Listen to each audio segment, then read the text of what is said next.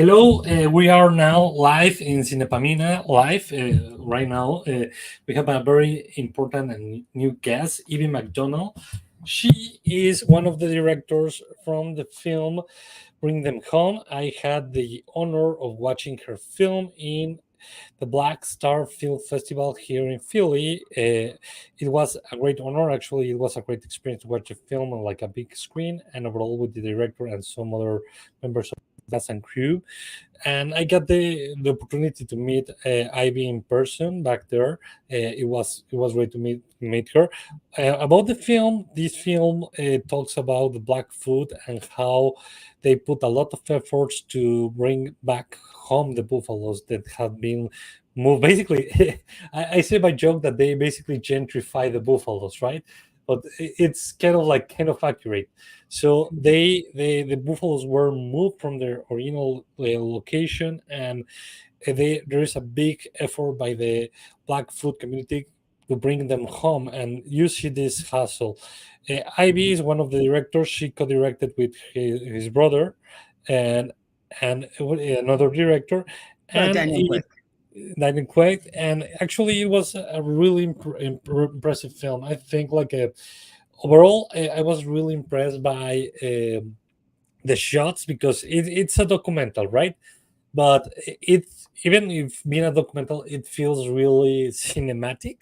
It Mhm. actually the specter and how good does everything looks actually like it's really impressive. So I really applaud this effort about this film. Thank you very much for being here today, and I Yeah. want to start asking you, how did the interest in filmmaking begin for you, and how do you decide to focus telling histories about your indigenous communities?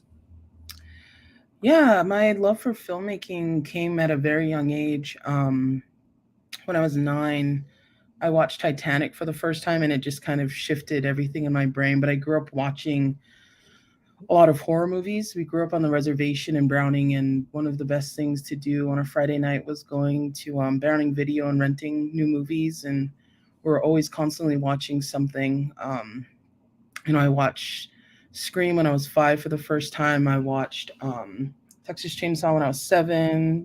Blair Witch, and for some reason, films just always has drawn my attention. And when I was 12 or 11, I asked for a camera for the first time for Christmas. My parents got me one, and um, yeah, I worked at movie theaters and just decided one day just to go to film school. Woke up and applied to film school, and just kind of been working in film since. And it's the greatest thing on earth for me. And I guess the second part of the question, it just kind of happened. I guess like I went to film school first off to do nothing but horror movies.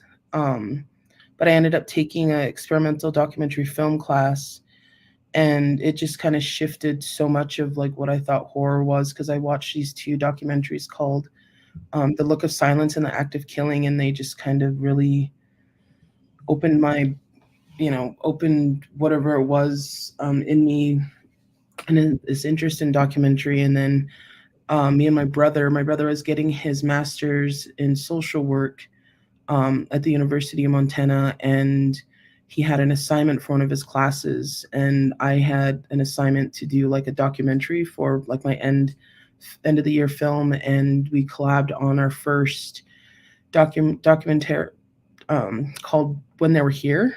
It was a short 24-minute film um, about missing and murdered Indigenous women and girls, and um, that's kind of how this me getting into documentary started. I can't hear. Actually, I have to say, from a short film to a long film, I think it's like a big step. I can tell because I tried to look for your film. It was a little bit harder. I wish that everyone has the chance to see your films, especially right now, bring them home. But I feel like basically for a first long film, it's a great success. I have to say, I actually really enjoy it. But I have to ask you, What has been your experience as an indigenous filmmaker working in the within the film industry? I know that it is like a big leap, right? Yeah, I've had like a really good experience actually working in the industry. I started out going to film school, not really knowing what was going to happen after. It was kind of like one of those dreams where it's like, okay, I'll go to school, see what happens. But luckily, me and my brother have had success since then, and it's taken a lot to really cultivate relationships that I've met with people over the years. I did a lot of fellowships when I started like first getting into the film industry, and that helped a lot. Um, and just kind of learning the ins and outs of what this industry is, how to present yourself, how to talk, and um, as an indigenous filmmaker, I think there's a lot of opportunities that I didn't even know about until I actually started really getting into my career, with the fellowships and with all these different entities. I was one of those people that would, when I was in film school, we didn't really learn a lot about like producing or applying to like grants to get films. I thought you would just go out there and make films, but you have to get money to make films. And so that was something that I learned over the years, and just had a lot of support, um, from different people and different mentors. And I think it's because of the work that me and my brother do in our communities. I think that's why people kind of gravitated towards, us as artists and us as indigenous filmmakers. Yes, and you mentioned, I'm going to open a parenthesis. You mentioned that you like horror movies. Are Oh, you I love still horror. like looking forward to like to do a horror movie? Actually, I just saw like you mentioned that you saw like a Scream when you were 5. I really want to take my son to see Alien. Also, he's about to be 5, but my wife told me you're not taking my kid to see Alien. So Yeah. I wanna ask you, are you like still on that path to creating a horror movie? Yeah, I'm actually kind of writing a horror series now. And I definitely want to get it back into horror. That's kind of where, we're still doing the documentaries, but I'm currently working on like a narrative film, and then just kind of writing horror. But I definitely want at some point in my career have a horror series that I want to do, and write a couple of horror movies, because I have a lot of ideas for different horror movies and stuff in my head. So it's just putting them on paper. Yes, I really like it. So I want to know about like Bring Them Home. What was the inspiration to create this film, and what was the main message that you want to share with this film? Yeah, so Bring Them Home actually started around 8 years ago, from our other director, Daniel Glick. He did a shorter version of it, and then it kind of again blossomed into a feature length. And, at the time, we didn't know Daniel and Sarah, Clark, who's one of our producers on the film. And they were always kind of looking to collaborate with like indigenous filmmakers, because they're non-indigenous, specifically Blackfeet filmmakers. And one of the main cinematographers, Zane Clampett, he's indigenous, and we work with him on some of our other stuff. And he kind of mentioned to Daniel like 4 years into the process, during the pandemic, like, hey, I know these two filmmakers, they're really great, they're brother and sister, they do a lot of good work. And so we met during the pandemic, had a few Zoom calls, and just really clicked with Daniel and Sarah and the whole team. And that's kind of how me and my brother got into the film. And yeah, it seems so long ago, but yeah, it was a long process. And I think Daniel specifically, being one of the directors, was um, looking for that kind of Blackfeet storytelling that he was missing. And so me and Ivan came in and helped. Yeah, I think it's well. I have not. It's really funny because there might be, or at least there are not available like a lot of histories about like Blackfoot and overall indigenous people in the United States, right? Like last year, we have like a film by Martin Scorsese, but other than that, they have been kind of like a little bit taken out from history, and it's good that they remember that you're not ancient history, you're still here. Mhm. and actually that there are still stories to tell, and overall like the time have changed you, and right now like you're a community and you're like everyone else in the United States, right? You're not like it is interesting. But I want to ask you, what was like the production process for this kind of film, and what were like some of the biggest challenges and rewards that you faced during the filming?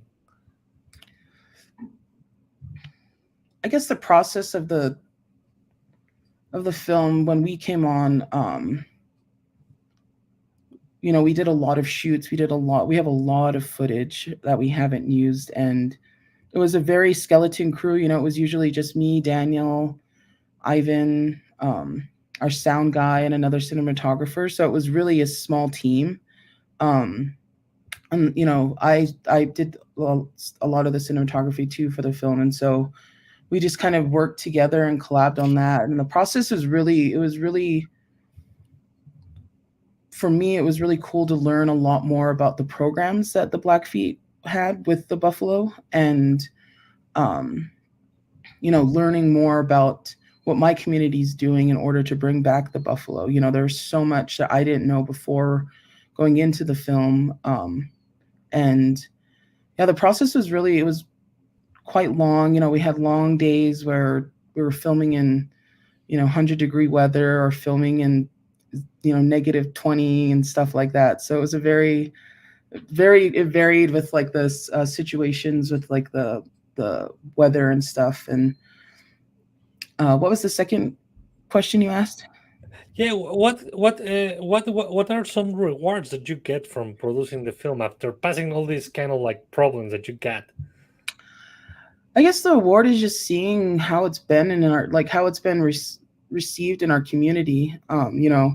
First and foremost, a lot of the times me and my brother do our work in order for our communities to heal and our communities to feel proud about stuff. And I think that's the most rewarding thing for me, is just seeing the impact that it's had on our people, and and that people are excited about it, and people continue to you know want to watch it. And it was cool seeing we have merchandise. We had a big showing up in Browning, um, like a premiere, and we had like merchandise, and it's cool to see like people around Browning like wearing the merch and like just excited about it. I think that's the coolest thing, is just seeing how excited that the community is about it.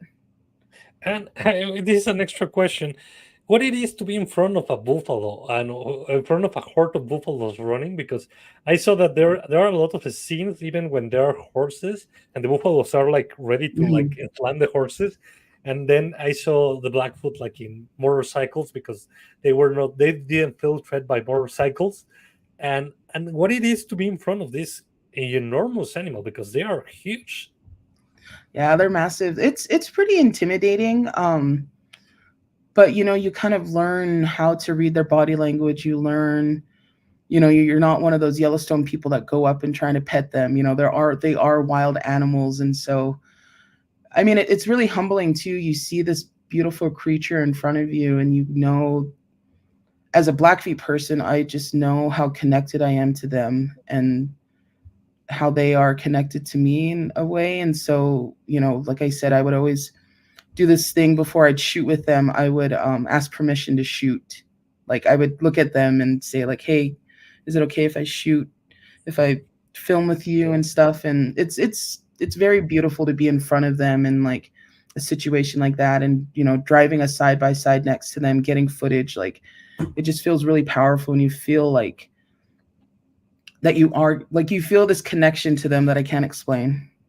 You were like on a bike with a camera, like rolling around, or in a Yeah, so car. we had like a stabilizer in front of a side by side, and we had the Okay. camera on it. So, and then we had someone with like a board, with the remote, like controlling the camera and everything, and we were driving. And um yeah, I did a couple of the drives, the buffalo drives. And there was one time when me and my cousin, I kind of said this at the Q&A, and in Black Star, but at Black Star. And there was this time where I wanted to get the specific shot, and I my cousin was like, I think they're gonna go right in front of you, and I was like, no, I was like, they're gonna go to the side. So I set my camera up and I was gonna pan over, um, but then they ended up coming straight towards like over this hill just right at me, and I was like, oh my god. But I got like the shot that I wanted.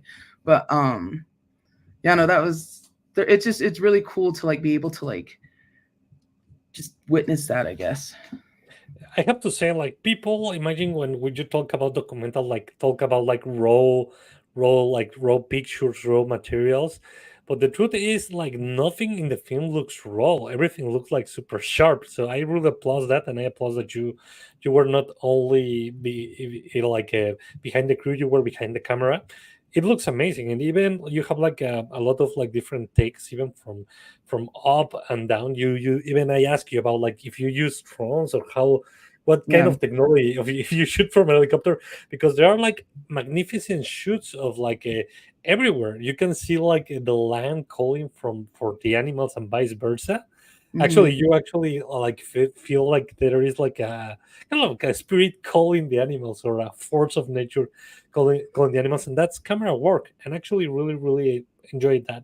I want to ask you, how would you get like all the Blackfeet community involved in the creation of the film? How do you invite them? Like, hey, I wanna, you knock the doors. They're like, hey, I wanna record you. How do you ask them for like permission to get involved and to tell this story? Well, it helps that I'm related to mostly everyone in the film. Okay, um, that's a good step. yeah, but no, it's just that understanding of like, you know, because we're from the community, we want to represent it in a way that we know as Blackfeet storytellers to represent. And so we, sat down with people that we interviewed and just kind of explained, this connection that they have, as Blackfeet people to Buffalo, and what we as a film crew have. And just, it was a lot of patience, it was a lot of listening, um, and just being there with the community. Like I said, I'm from there. In between shooting, I would go see my grandma, go see my aunt, and I think just being from the community, and I think just seeing our work prior to filming Bring Them Home, I think people were just very open. And I think that's the way of Indigenous storytelling, is that me and my brother, we don't go in and extract stories like we do non-extractive filmmaking, that I like to call, you know where you don't go in, collect a story, and then leave, and nothing else happens after. Um, Specifically with our kind of filmmaking, we're from the community, so anything that we do is for them. And I think, I hope that answered your question. But it was really easy to gain access just because of that trust that we've had building over the years. And just like, people, my mom and dad, my dad grew up in Browning, my mom's from Browning, my dad was born there. And just, we lived there for, half our lives. And so I think it was just people, like, it's our community, so it was just easy. Yeah, and I bet probably if somebody else like out of the community wants to shoot the film, it will be a really big challenge, right? Yeah, yeah. But I think that's the cool thing about Daniel too, is like he kind of, he did a lot of films with the Blackfeet, specifically, and so he kind of already had his Kind of like connection a to the community and just built it. yeah, he was like a Yeah, yeah. So he like knew, like, and he, and there was, there was a lot of talks and just understanding and patience. And I think that's too with like Daniel specifically. He created his own kind of connection to the community even before we knew him. So it was really easy to continue filming with him. that's amazing about certain people who have like this kind of like a sensibility to approach. So it is magnificent that this may be like to come home. So I'm talking about like the creation of the film. I assume I was going to ask you about like you had like Lily Gladstone doing the narration for the film. I want to ask you, that was before or after you complete the getting all the footage? How do you involve Lily Gladstone into your project? So Lily knew Daniel like back in 2017. I think that's when they first met. Um, and this was kind of like when Lily's career was like taking off, getting bigger Mhm. and stuff like that. And She actually helped co-write our narrative film that we're going to be filming hopefully next year. And so she kind of helped create this story, this all these like buffalo stories that we have, we call them. And her and Daniel and Sarah knew each other before we did. And Daniel, like when back in 2017, he's told this. He said he asked Lily. He was like, "I want you to narrate this," and she's like, "Okay, hit me up when it's ready," And so, and then I personally knew Lily from in Missoula.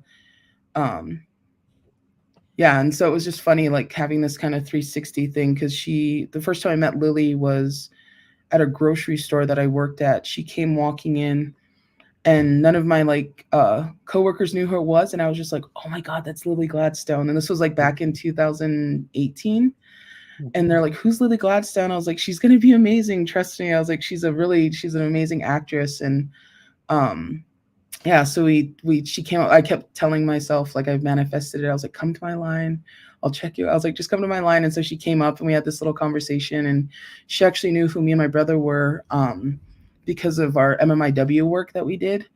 And flash forward years later, we all just kind of started working together. And Lily, I think, gravitated towards me and Ivan's storytelling with Indigenous, with missing and murdered Indigenous women and girls. And she's always been a huge support of us. And so when we had this whole colliding of like her side with Daniel and then us coming in, like it just kind of created this like sphere. And yeah, and so it was cool that she was able to still do the narration.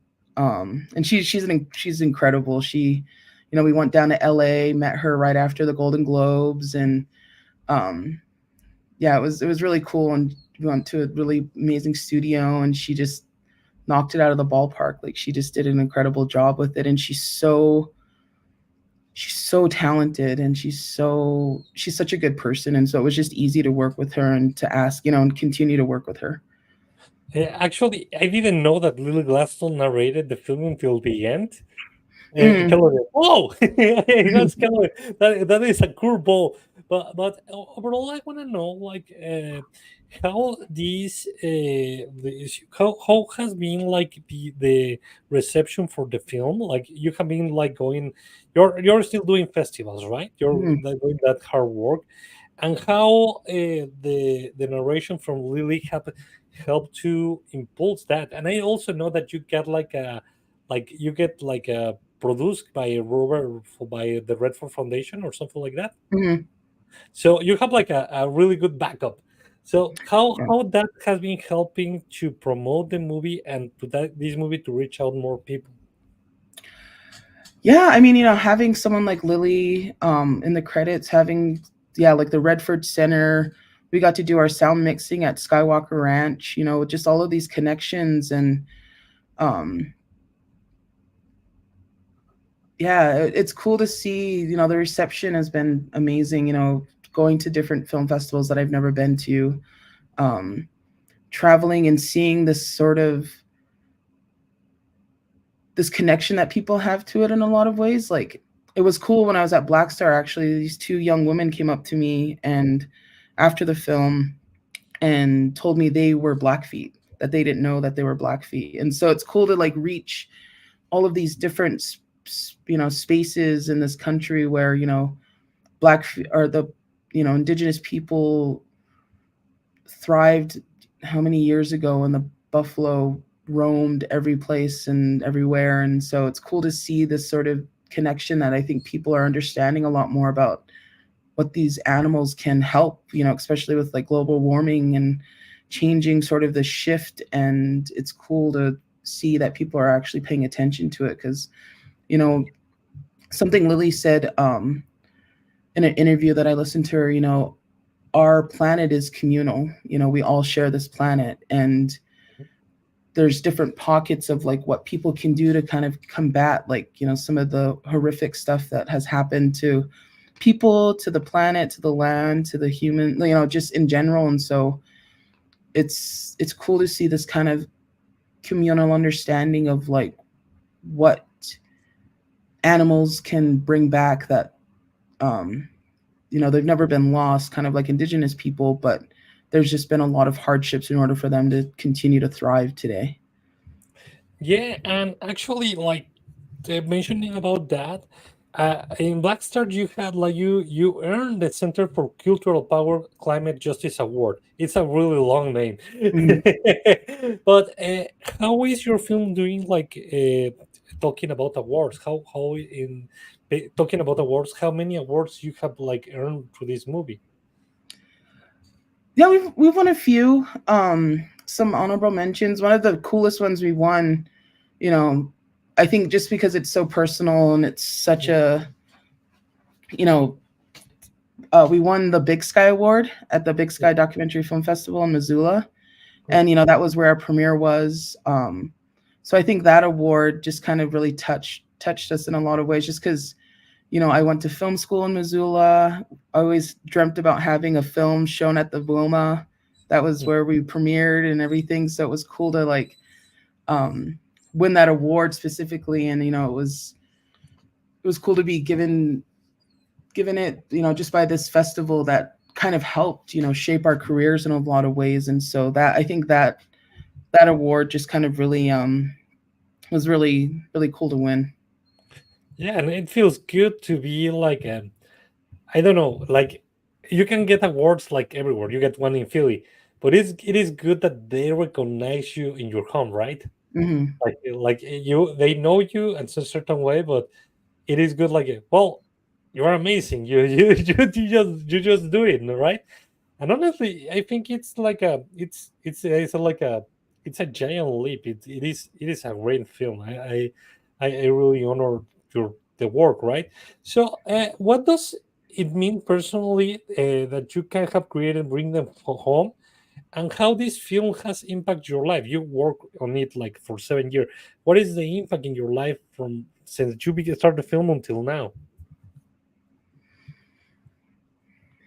Yeah, I mean, it's been really cool, and it's cool. I mean, sometimes I don't really have words for it. It kind of feels like a dream in a lot of ways. Like, one thing that was I thought just really was amazing, that really kind of changed a lot of me, was like doing our sound mixing at Skywalker Ranch. I'm a huge Mhm. Star Wars fan, and so it was cool to be able to like sit in that space, like see all of everything. And I think that's kind of changed. I've matured a lot since graduating film school. Um, and so, kind of this point in my career, it's been I guess it's changed my life in a lot of ways, just because a lot of people see the work that we do, and what, Mhm. all the I kind of like all the hard work we put into it, all the love, all of the, you know, cinematic might that we have. And I don't know, it's a big question to be asked, but it's changed my life in a lot of ways. And I'm definitely still on a journey, but it's cool to be able to see sort of the impact that it's had just outside of our community also.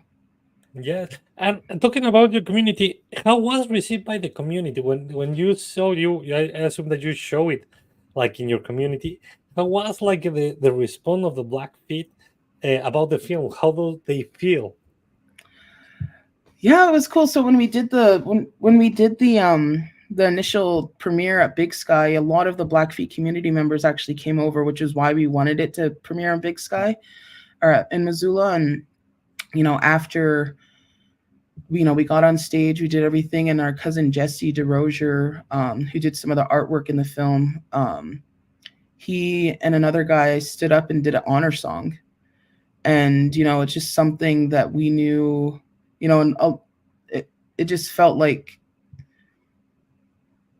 it was cool to see this sort of connection to our people. And just like the reception has been incredible. We did a premiere, like I said, in Up and Browning, and a lot of people showed up. A lot of the community kind of came together to put together. We had bison tacos.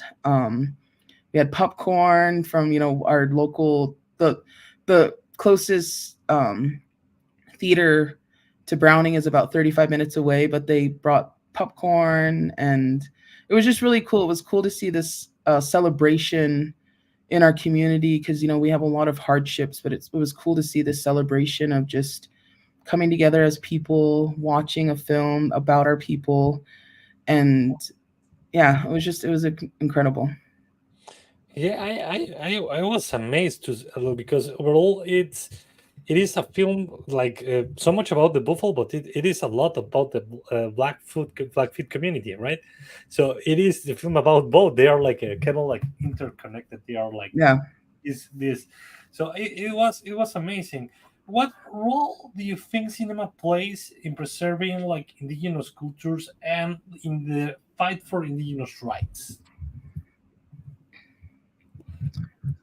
I mean, I think cinema is a way to have our own voice. A Yeah. lot of the times with indigenous communities, there's filmmakers that aren't, white filmmakers coming in making films about natives. There's stereotypical natives, throughout Hollywood in general. And so it's cool to see this shift where it's like we're able to tell our own stories and this is how to tell it right, you know? And for, the use of cinema, I think is just another tool that indigenous people have adapted to in order to like create our own stories. We're oral storytellers by heart, but I think cinema is a way to connect a lot of people in such a short amount of time. I think when you're sitting in a movie theater with people, you're all there for an experience. You're all there to watch the film, and so as storytellers, it's cool to have this kind of like this power that was never lost, but it was always overshadowed, with like Hollywood, you know, Ty Sheridan writing a series about natives, the Yellowstone crew, like it's just all this stuff, but it's cool to see this power given back to indigenous people, especially with something like Reservation Dogs, where a lot of the crew I know that are, they're friends of mine, but there was like a lot of indigenous crew, and it was an incredible thing to see it be such a success, not just within our natives communities but every community. And it was because it was done right. The jokes were written by native people, the story was written by native people, and so you just have this kind of um camaraderie when you know that there's actually indigenous people working on an indigenous story. And I think that's where cinema needs to shift, where it's just it's cool to be able to be within the shift too, and kind of create this thing where it's like, no, like let's have us tell our own stories. Now that you tell that, I remember like the movie Apocalypto from Mel Gibson. I'm from Mexico, so when I saw Apocalypto, it was like, I didn't know that happened like that. Yeah, yeah. And I that, mean, that, like that that, like a lot of our history has been erased due to cinema, and never shown the truth. And so it's cool to be able to shift the lens and say like, no, this is how it is, this is how it should be. Yeah, and usually like all the perspective and all the histories are like narrated from the perspective of a white guy, right? And it's like it is a white guy like just discovering these mysterious people, and it is not like that. Yeah. But it is good that we have the chance now that to to see the world from a different perspective. Hmm. And and overall it's like mostly it's right now like if I talk about cinema, it's like watching the everything through the eyes of a white man, not even a white woman. So, Yeah. and it is really good that you are a woman and you are like a member of the Blackfeet and you are the one who is telling the story. So I really appreciate that. So I want to ask you, what would you advise for the next generation of indigenous filmmakers?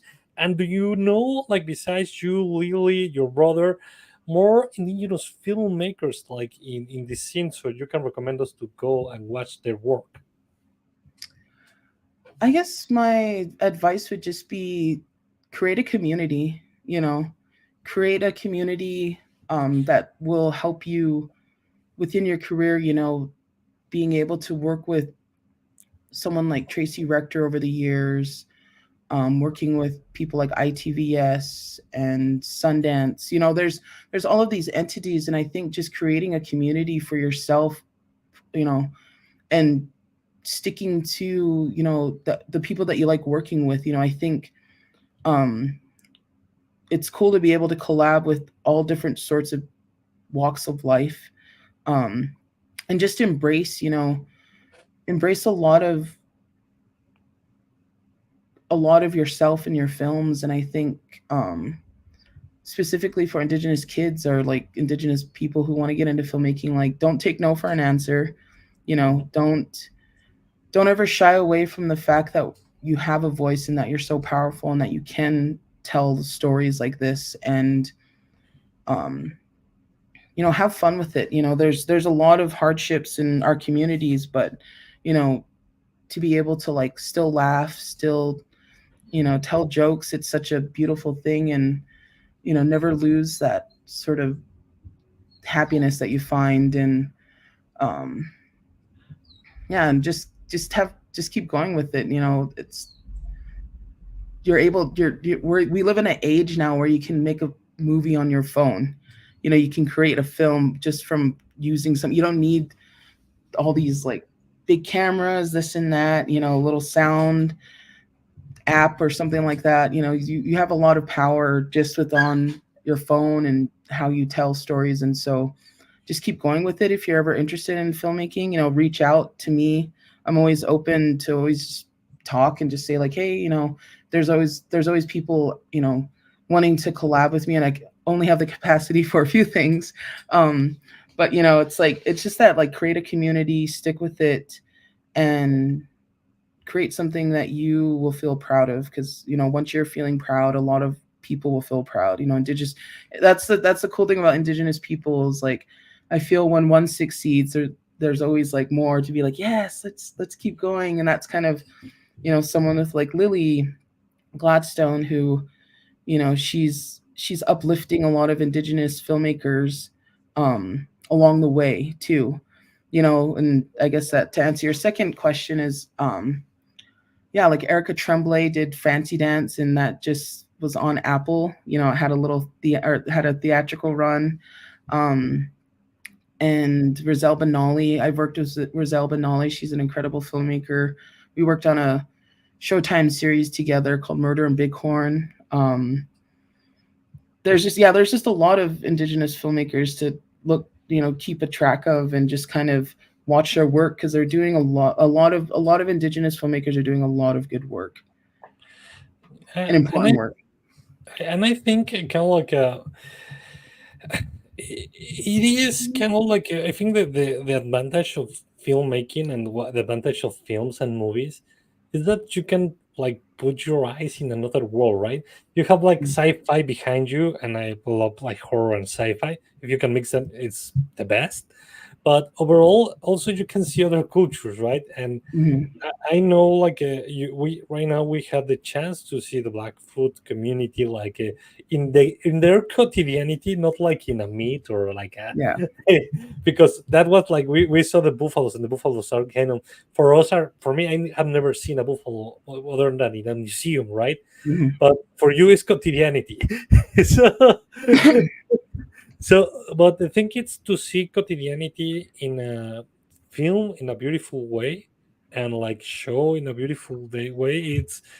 It's quite an accomplishment, and I really appreciate like what you have put in this film. I really encourage everyone to go and watch it. Where we can watch it right now? It's I saw it in the Black Star, but if we want to watch your film, where we are be able to watch it, how we get along. So currently, right now, just at film festivals, we are working on distribution, um, and we're hoping, in the next few months, we'll be able to distribute it, on something probably like Netflix or something like that.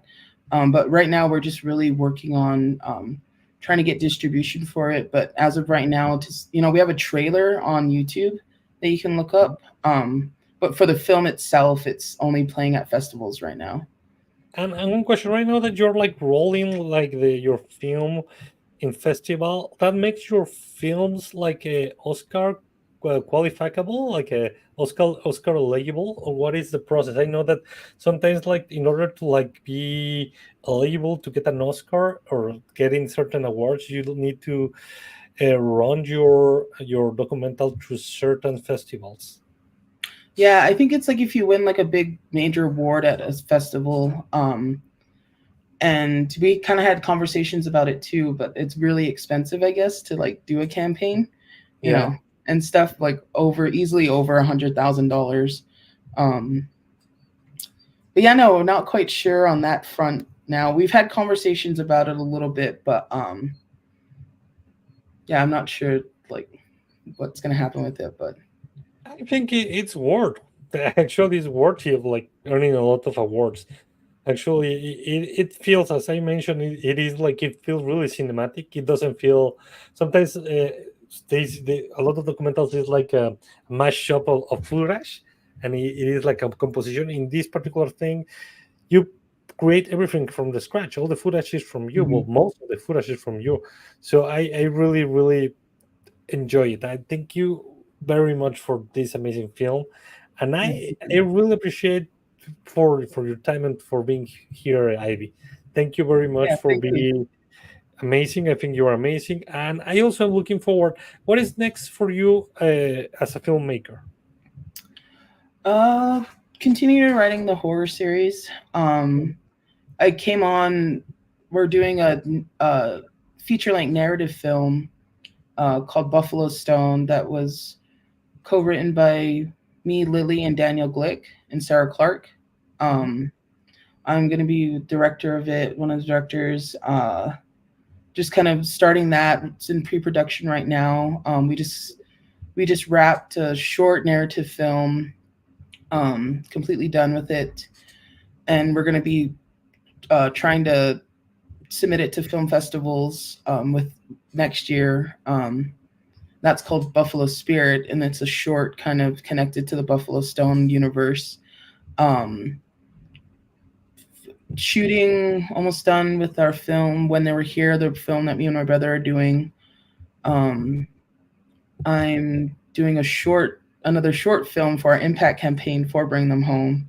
So yeah, there's a lot of stuff happening coming up and stuff. So I've been very busy, but I think a lot of people are gonna see a lot of good cinema from our team and from me in the next couple or coming up years. So yeah, at least like 2 decades from work, right? yeah, yeah, definitely been